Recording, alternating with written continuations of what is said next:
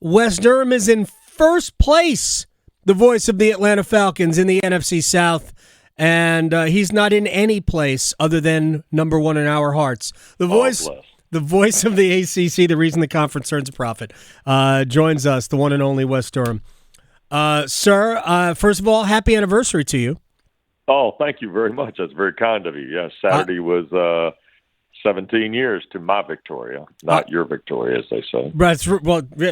It's been 3 years basically for us. Yeah. But I retweeted when I used to be on Twitter. You should come over to Blue Sky and join all the cool kids. Oh, I'm on Blue Sky. Oh, you are? Oh, yeah. I will make you my fourth follow. Dude, I'm on all of them. You can't find one I'm not on. Let's put it that way. I'm going to do a search for Wes Durham, and I will follow you.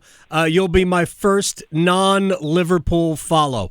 And I'll share something with you. When you get to my Blue Sky account, you'll know it's different because it's not just me. It's actually me and my Victoria on the Sea to Sky Highway in Canada last summer. That's my profile picture on Blue Sky. Oh, very nice. Very lovely. Yeah. So, but again, I saw that. I tweeted a little heart with two birds. Thanks. I appreciate that. 4 lovebirds. All right, so let's Where start. do you want to start? I want to start with Clemson, and I want to ask you, this is really a big picture question about college football, and I'm going to use the Clemson Tigers as an example here.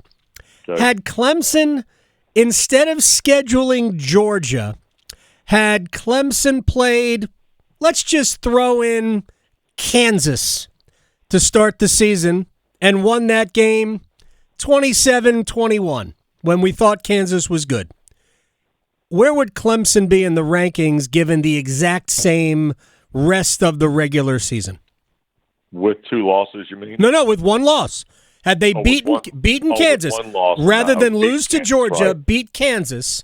They'd probably be in the top 10. Right. They'd probably be in the top 10. So, my biggest question I ask every season, where is the mechanism that rewards you for playing a good schedule? Because we've got Penn State and Indiana at 4 and 5 without any good wins. Yeah. Well, there are a couple things at play here that I want to come to with you because it relates to conversations we've had prior to this one, okay? Mm-hmm.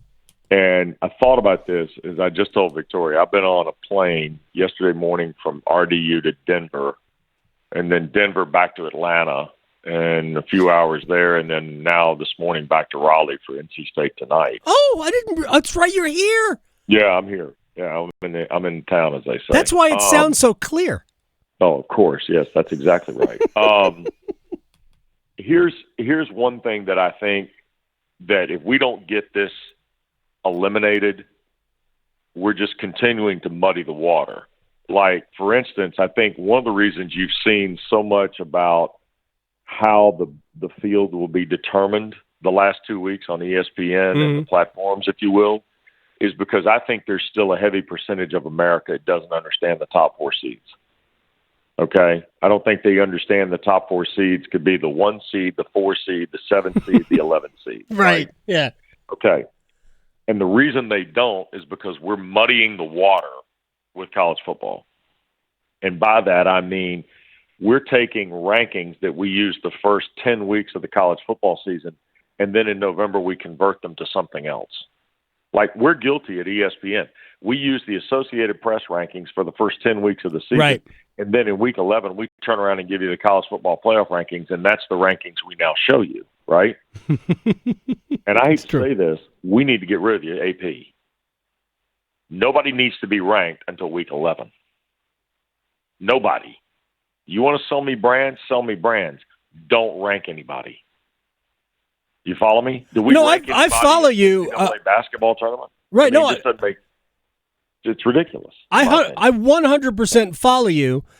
We shouldn't have preseason rankings either. We shouldn't have those. Right. And I have joked with people that how else would we know that Alabama and Georgia are good if we didn't rank them in the preseason? That's exactly what I'm getting at, because now the thing that we're talking about is, I love the term, there's biases against the ACC. Is there a bias against SMU? Yes, they're not supposed to be there. Nobody thinks SMU. Nobody wants to put SMU into the mix. SMU's as good as Indiana. How's that? Maybe better. Oh, yeah. Well, they have a better win than Indiana has. No question. No question. They may have 2 better wins than Indiana. But the idea of them being better than Indiana tomorrow night will not exist. Why? Because we had a perception of SMU, and Indiana's in the Big Ten, so they've got to be good.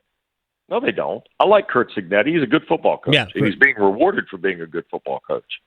Maybe a little handsomely by Indiana standards, but he's being rewarded. That all being said, you follow what I'm saying here. This is only creating a layer of trouble for the College Football Playoff Committee.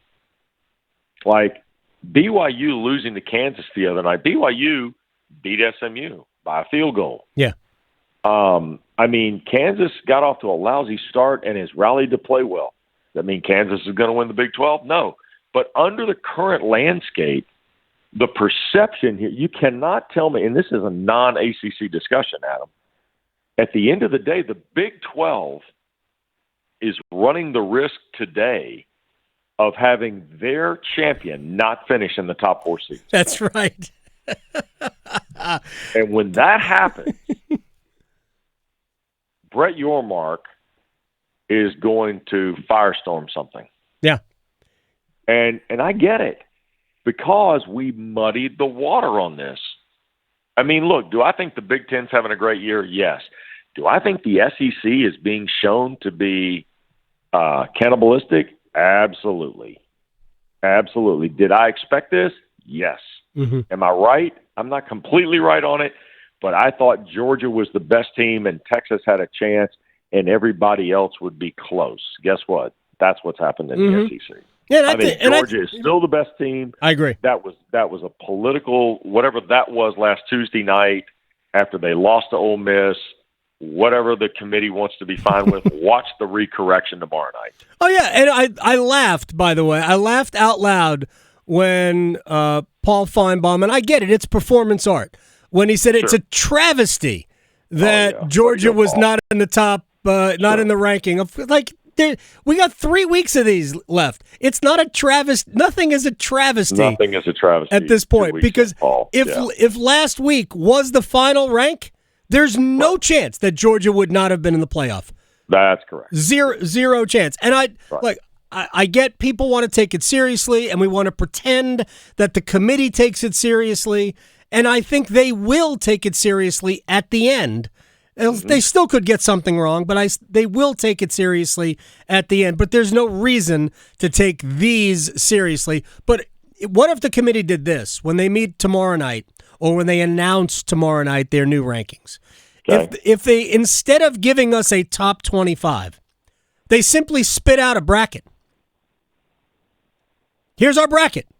We're not going to give you. We'll give you the last 2 teams that we considered, but here's our bracket. Now, I won't watch anyway. It's a complete waste of everybody's time. But if they just spit the bracket out, then we don't have the confusion of 1, 2, 4, and 11 being the first round buys. Right. And the team that was 13th is sadly not in the field. So that, to me, that would make more sense.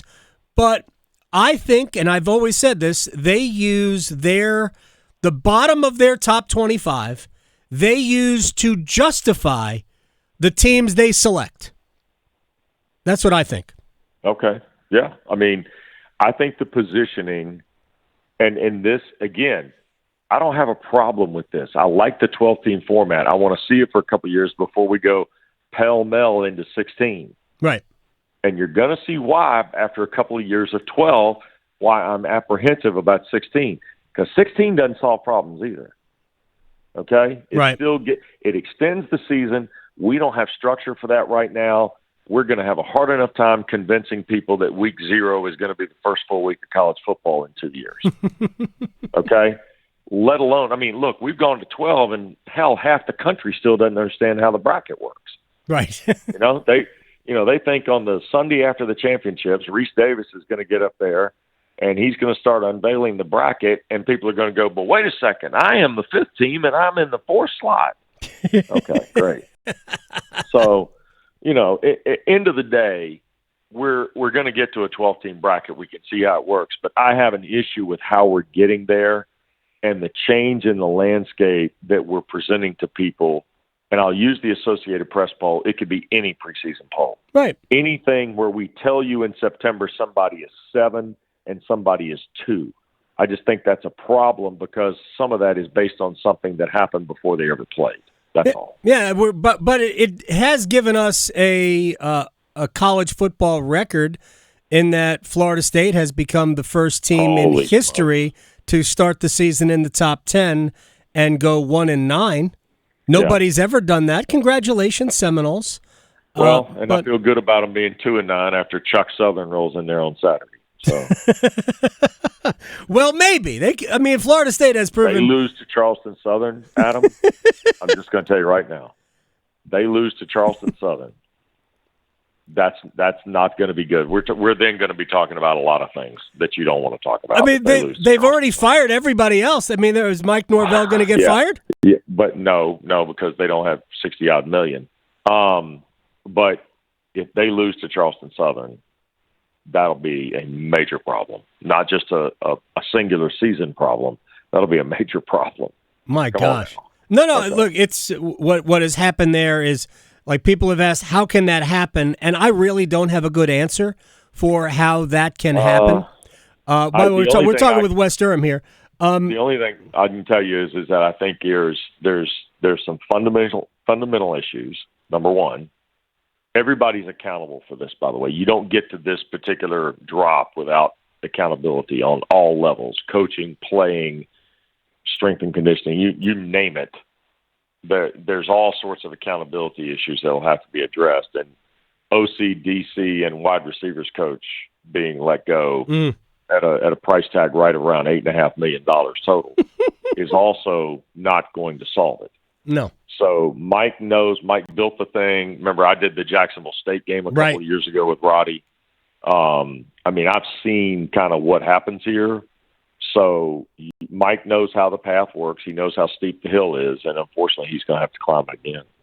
It's just it is absolutely remarkable what has gone on. Wes Durham is joining us here. You'll have NC State and Colgate tonight. What have you liked about the Wolfpack? Well, I like the fact that the wealth of scoring is being distributed. I mean, we got a half dozen, 7-8 guys averaging 8 or more, right? Mm-hmm. I mean, Jaden Taylor's off to a terrific start. Good for him. I thought last year he was a nice piece for them with the DJs. And I think that now Jaden Taylor has a chance to kind of step into the spotlight a little bit. He's certainly doing it from a scoring perspective. I'm interested to talk with Kevin tonight before the game about his leadership and what that brings to the table for him as well. Michael O'Connell, I think, look, the shot against Virginia last year in the tournament was a huge shot. It's one he'll never have to buy dinner for in public again, I hope. Yeah. But I would say this. I look at Michael O'Connell's confidence level after that shot as being a game changer, to be honest with you. I really do. I think his ability to lead this basketball team, not just in what he does on the floor, but possibly off the floor, I think is really, really interesting. And then I'm interested to see how the two bigs work together. I mean, I know Middlebrook started the first game, Huntley Hatfield the last two. How do they interact? How do they swap guys out? And then which of these young guys is going to step forward? Which of the portal guys? Is it, Mike James hasn't played yet. I think they're expecting Mike James back in a couple weeks or so, maybe. Let's hope. I think he's a terrific player who will thrive in this system. I really like the idea of what Marcus Hill is. He's an attack to the basket guy. But the one thing I'll caution you on, Adam, nobody seems to, like the other night, they didn't hit threes. I did a weight game last year. You remember they didn't hit a three. Right. Is NC State, is there some sort of code that I'm missing that, you don't shoot them to hit them? I mean, what's the story? They only took, I think, 12 the other night. Yeah. And in that game against Wake, I think they were like 0 for 8. Yeah. So I mean, what's going to happen here? Duke shoots 12 threes before the first media timeout. Well, yeah, and Colgate, by the way, comes in here tonight. Matt Langle, by the way, is a great coach. He's 5-time Patriot Coach of the Year. He's been to the NCAA tournament. He's won 20 or more 3 of his last 5. They're going to bring a team in here that averages 8 threes a game. So I'm just saying to be saying, if you will. I know NC State wants to play 94 feet, but a team that's disciplined with the basketball like Colgate is, if NC State doesn't turn them over, what does that look like, right? Right. So, there's enough to watch here tonight to get a gauge, and I think the ACC is off to kind of a interesting start. Yeah, the Clemson loss is not good. No, the Clemson loss isn't good. The Wake loss at Xavier's not good. There are a couple of others that concern me. Florida State losing as badly as they did at home to Florida. That concerns me. I want to see who else is really in this mix behind Duke and Carolina at this point. Yeah, and otherwise we're going to have the same conversation we had last year. Like Duke and UNC have each played a high-profile game and lost it, right? The Duke lost to Kentucky. The Carolina lost to Kansas. Duke has 2 cracks this week. They will play Arizona on the road tomorrow, I believe, and Kansas in Las Vegas on, I think, Saturday. Right. So we're going to find out a lot about the Blue. Well, I mean, we're a long way from the finished product with them, but in terms of baking the cake nationally, we're a month away from that being done. And I don't know if you read. Well, I'm sure you have thoughts on that, but. Well, that's what Terrence Oglesby, he used the exact term you just used last week when we had the Clemson game against Eastern Kentucky. And part of that cake had to be baked by Clemson at Boise yesterday. Yeah. Well, Chase Hunter had 30 points. That's all nice, but Clemson only had like 71. So that's an issue. And again, the Clemson, like every team has a guy that needs to be better than he was last year. And in my opinion, Chauncey Wiggins is that guy for Clemson, and he hasn't done it yet. Chauncey Wiggins needs to be a better player. I think Pittsburgh is a team, quite frankly, that's off to a really good start. Now, have they played anybody? They just hammered West Virginia the other day, right? 24. To me, Jeff Capel's team they're going to have that playing style that makes some people uncomfortable when they play. But I think Jeff Capel's got a team that can be a problem up near the top of the ACC. Despite the loss at Xavier, and I didn't like the number, I didn't like the score of the game, I haven't seen a play of it. I know Forbes beat Michigan in Greensboro. He did? That's a good win, but how far can that win get you when you give back some of that when you lose to Xavier, right? So now I think Wake Forest can get there. I don't know that Wake Forest can get there. NC State, they're going to California to play a couple games. I think Gonzaga's in that trip, right? So we're going to see who NC State plays. I want to watch NC State in a bigger non-conference game before, as you said, the cake gets baked. And that's a real thing, by the way. This deal is over by December, like late December, early January. We go to league play. The national rhetoric is already built into what this league is going to be, I think. Before I let you, Wes Durham go, sure. I have followed you on Blue Sky now. You are my first non-Liverpool follow. That's great. On Blue Sky. We talked to Chris Patola last week. And for those people who don't know, Chris Patola is an ESPN Sirius XM college basketball analyst, former assistant coach at Duke. And he posted a story at like College Hoops or College HQ or some website. I read an article about how if college basketball would allow for a flipping of the schedule, not changing the schedule, playing more of your non-conference games in the back half of the schedule, which used to be a reality. I mean, Duke played UCLA back-to-back years, and UCLA was good. I remember, Duke having scheduled St. John's, Georgetown in the second half of seasons when those programs were good for the most part. If we had more of those in the second half of the year, it would give us more of a gauge as to whether or not teams had improved. Do we have to rely only on these quad numbers that we get? And I think it's a great idea. I've had pushback with some in college basketball media say it's a terrible idea. I think it's a very good one. You don't have to put all of your conference games, but if you made 30% of your conference schedule before the first of the year, right, Sure. and stuck half of these higher profile non-conference games in the second half, you would at least have a chance to combat the narrative. I agree. I think the other thing, too, is college basketball is somewhere in the sports landscape right now where nothing should be off the table. Well, that is true. Not one thing. If somebody came to you and me and said, hey, do you think we ought to play a version of the Big Four tournament? Yes. The answer to that is yes, before they even finish the sentence. Okay, well, what does that look like? I don't know, but you said we're going to play a version of it. I'm all for that. I'm all for it. Now, I'm going to share something with you. We haven't talked about this, I don't think, at length. I don't like the fact. Now, I get it. Don't get me wrong. And it's a business decision, and the league has done it. I'm not in favor of leaving 3 teams out of the ACC tournament.